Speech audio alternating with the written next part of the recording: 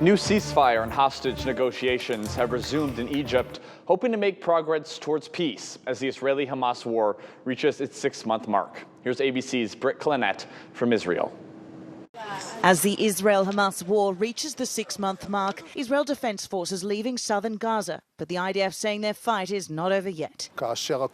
Israeli Defense Minister Yoav Gallant saying troops withdrew from Khan Yunis after clearing the area of Hamas, and that forces have left to prepare for future missions, including a potential invasion of Rafah. Israeli sources telling ABC News new negotiations have resumed in Cairo in pursuit of a ceasefire and hostage release deal. The Israeli government is now facing growing outrage at home. Thousands taking to the streets in Tel Aviv and Jerusalem, demanding a deal to bring home around 130 remaining hostages still held by Hamas, although the IDF believes at least 30 have been killed. Those calls echoed at a rally in Washington, D.C. at the Lincoln Memorial. Since the October 7th Hamas attack against Israel that began the war, the death toll in Gaza has soared to more than 33,000, according to the Hamas-run Gaza Health Ministry. Entire cities in Gaza in ruins, millions of Palestinians displaced, and the humanitarian crisis continues to worsen, with warnings of famine and starvation from the UN. President Biden pressuring Israeli Prime Minister Benjamin Netanyahu to allow more aid into Gaza during a call this past Thursday. The Israeli government now says it is allowing more aid in. We have to see past the announcements and see if they actually meet these commitments over time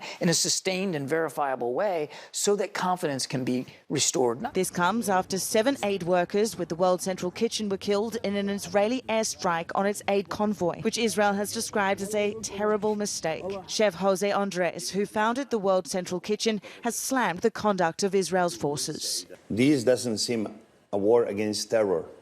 This doesn't seem anymore a war about defending Israel. This really, at this point, seems it's a war against humanity itself. Britt Clannett, ABC News, Tel Aviv.